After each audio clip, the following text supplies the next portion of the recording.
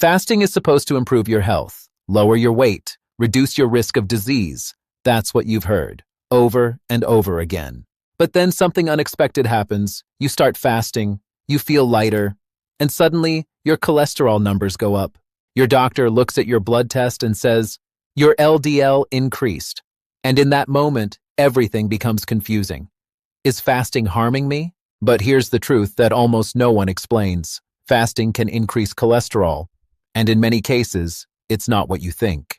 When you fast, your body shifts from using glucose to using stored fat. Your body begins to mobilize fat from your fat stores. Fat doesn't travel freely in your blood. It needs to be transported. And that's where cholesterol comes in.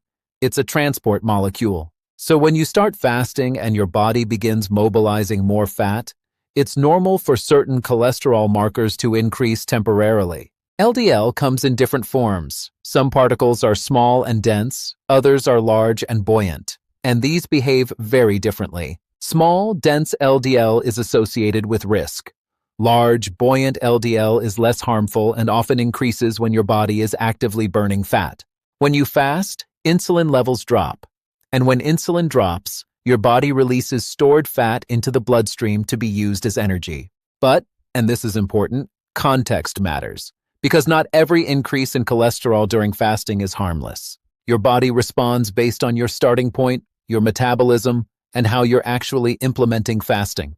Have you ever started fasting and then noticed changes in your blood work that didn't make sense?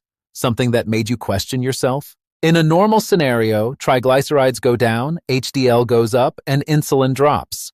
This temporary LDL increase is a reflection of fat being used. If LDL increases but triglycerides remain high and HDL stays low, then the picture changes.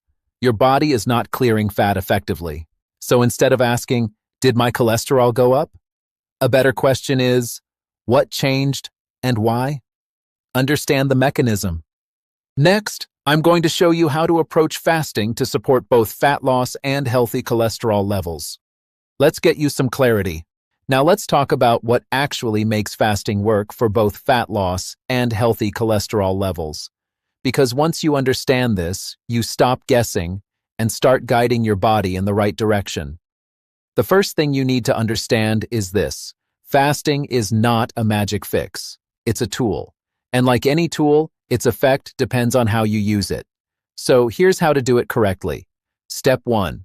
Focus on the quality of your eating window. This is where everything begins.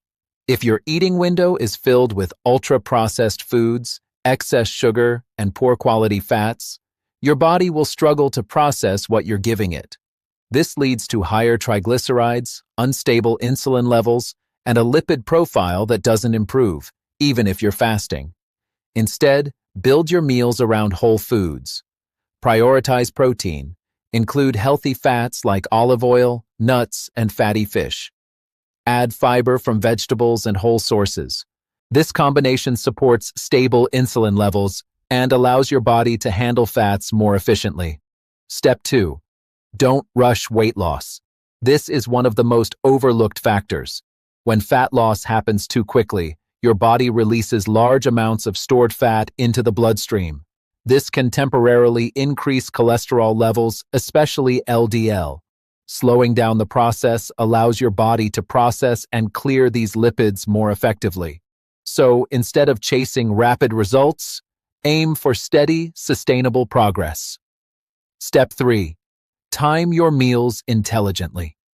Your last meal of the day matters more than most people think. A late-night meal, especially one high in sugar or refined carbs, can keep insulin elevated while you sleep. This delays fat burning and affects how your body processes lipids overnight. Try to finish your last meal a few hours before sleep and keep it balanced. This simple adjustment can improve both fat metabolism and your lipid profile. Step 4. Support insulin sensitivity. This is one of the most powerful levers you have. The more sensitive your body is to insulin, the easier it becomes to switch into fat-burning mode and to manage cholesterol effectively. You can support insulin sensitivity through simple habits: regular movement, strength training, good sleep, and reducing excess sugar intake. Step 5. Monitor the right markers. Don't rely on a single cholesterol number. Look at the full picture. Triglycerides, HDL, the ratio between them. These often give more insight into your metabolic health than LDL alone, because once you see the full pattern, you understand what your body is actually doing. And finally, step 6.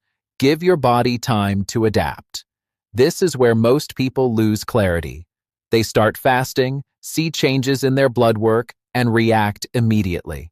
But your body needs time to stabilize, especially if you are losing weight or changing your metabolic state. So instead of reacting too quickly, observe the trend over time. Now let me ask you something. If your cholesterol changes during fasting, do you immediately assume something is wrong? Or do you look at the bigger picture? Because that shift in perspective changes everything. In the final part, I'm going to show you the most common mistakes people make when combining fasting with fat loss, and how these mistakes can distort your results and your blood markers without you realizing it. Now, here's the part that brings everything together. And for many people, this is where confusion finally turns into clarity. Because the biggest mistake is not that fasting raises cholesterol. The biggest mistake is not understanding why it happens. And once you don't understand the mechanism, every change looks like a problem. Numbers go up, and you panic. Numbers go down, and you feel safe. But your body doesn't work that way. It works in patterns, in context, in responses. And if you don't see the full picture, you can easily misinterpret what your body is actually trying to do. The first mistake people make is reacting to a single blood test. They start fasting, they lose weight, their LDL goes up, and they immediately think something is wrong. But what they don't realize is that during fat loss, your body is actively releasing stored fat into circulation, and that can temporarily increase certain markers, not because your health is getting worse, but because your metabolism is changing. The second mistake is ignoring the full lipid profile. LDL alone does not tell the story.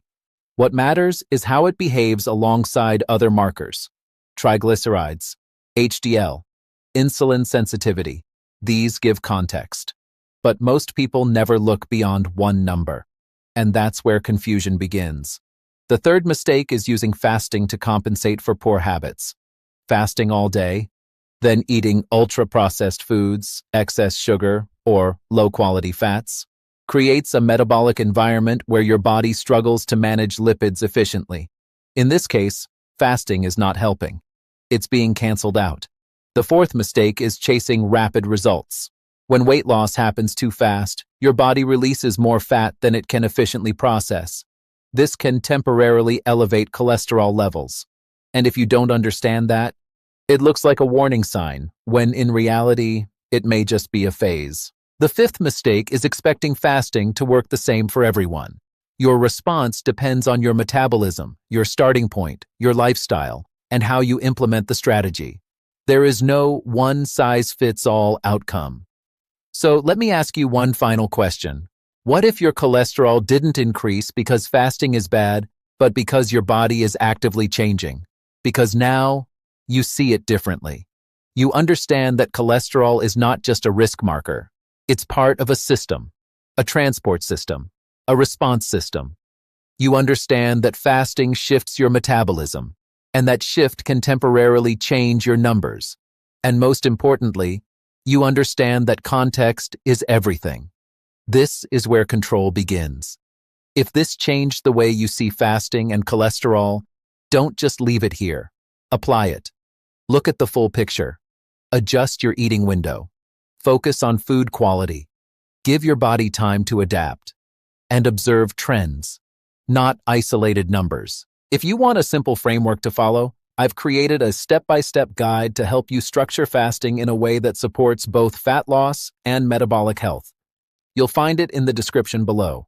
Subscribe if you want to understand your body beyond headlines and fear, and finally see what's actually happening inside your system. And share this with someone who got scared after seeing their cholesterol change. Because sometimes the difference between fear and understanding is just one missing explanation. This is not just about fasting. It's about learning how your body actually works. And once you understand that, everything changes.